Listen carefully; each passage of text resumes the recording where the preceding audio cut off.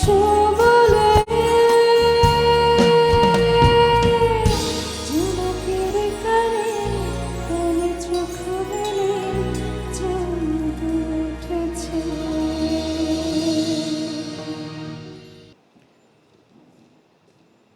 এই অনুষ্ঠানে মানে এখন গানের কথার সাথে মিলিয়ে বলতে হচ্ছে বলে তুমি বলছি যে এই অনুষ্ঠানে তুমি আছো বলে ভিন্ন ভিন্ন প্যাটার্নের গান আমরা শুনতে পাই, কারণ বাকিরা সবাই একরকম গান করে, তুমি একেবারেই আলাদা করো।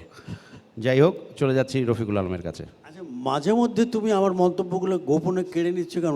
এই রবীন্দ্রনাথের জুতা আবিষ্কারের মতন। এটা হলো টেলিপ্যাথি বলে না, এটা হলো কেড়ে প্যাথি, কেড়ে নেওয়া প্যাথি। কেড়ে প্যাথি। আমি ঠিক এটাই ভাবছিলাম যে এই কথাটা দিয়ে শুরু করব, তুমি দিলে 12টা বাজিয়ে। এনিওয়ে, গানের মধ্যে তোমার এই জিনিসটা সাংঘাতিকভাবে আছে যে তুমি একজন কিশোরী। এই কৈশোর জিনিসটা গানের মধ্যে, সুরের মধ্যে তুমি এস্টাবলিশ করতে পারছো একটা বৈচিত্র্য দিয়ে। সারা পৃথিবী কিন্তু বৈচিত্র্যের পেছনে ছোটে। বিশেষ করে আমাদের গানের ক্ষেত্রে আমরা বৈচিত্র্য চাইবই। একঘেয়ে গান আমরা গাইতেও চাই না, শুনতেও চাই না। যারা ক্রিয়েটার তারাও ক্রিয়েট করতে চায় না। এই বৈচিত্র্যটা তুমি আনতে পেরেছো, আমাকে অত্যন্ত আনন্দ দিয়েছো এবং অত্যন্ত তোমাকে গ্লোরিফাই করবার মতো উপাদান তুমি তোমার গানের মধ্যে দিয়েছো। ধন্যবাদ। মিতালি মুখার্জি। ইশ্রিয়া, জি ম্যাম। আমি যখন গান শুনি, আমি সব রকম গান শুনি এবং সব রকম গান এনজয় করি। তখন আমার মনে থাকে না আমি কোনো জনারেরটা শুনছি, মানে আমি রক শুনছি না আমি পল্লীগীতি শুনছি, যেটা ছোঁয়। তুমি তোমার গান দিয়ে আমাকে ছুঁয়েছো, আমার অন্তর ছুঁয়েছো। কারণ তুমি আছো বলে জোনাকি জলে, আমি সত্যি সত্যি তোমার গানের মধ্যে একটা লিল্টিং আর কিরম একটা, মানে তুমি একটা ভীষণ সুন্দর একটা অ্যাম্বিয়েন্স একটা ক্রিয়েট করেছো, যেটা প্রফেশনাল সিঙ্গাররা ক্রিয়েট করতে পারে।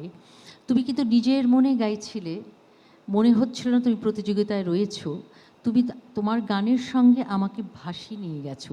এই কাজটা কিন্তু তুমি গিফটেড, এটা সবাই পারে না।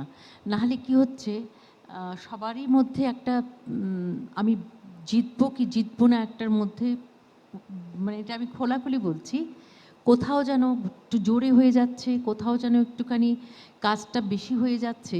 তুমি কিন্তু প্রতিযোগিতার তোমার মাথা নেই, তুমি যে কি সুন্দর করে একটা পারফর্ম করে গেলে। তুমি আমাকে মানে অসাধারণ লেগেছে আমার গানটা, অসাধারণ গেয়েছো ধন্যবাদ। তুমি, জাস্টিফাই করেছো এই গানটাকে এত সুন্দর। ধন্যবাদ। আমরা অনেকেই এই গানটা এভাবে গাইতে পারবো না। God bless you. Thank you ma'am. Thank you ma'am. এবার ফেরদৌস ওয়াহিদ। এই গানটির কথা এবং সুর বাদ দিয়ে যে গানের শৈল্পিক ব্যাপারগুলো থাকে গায়কীর, তার মধ্যে ভুল ত্রুটি কম এবং ভালো ভালো লেগেছে। কিন্তু আমি আশা করেছিলাম গতবারের মতো একটি শক্তিশালী গান, তুই ছোটোখাটো মানুষ তো, শক্তিশালী গান আশা করেছিলাম। শক্তিশালী বলতে বোঝায় উঁচুতে চলে গেলে না গতবার, ওই ধরনেরই কিছু আমি ভেবেছিলাম। তবে নরম করে করেছো, ভালো লেগেছে।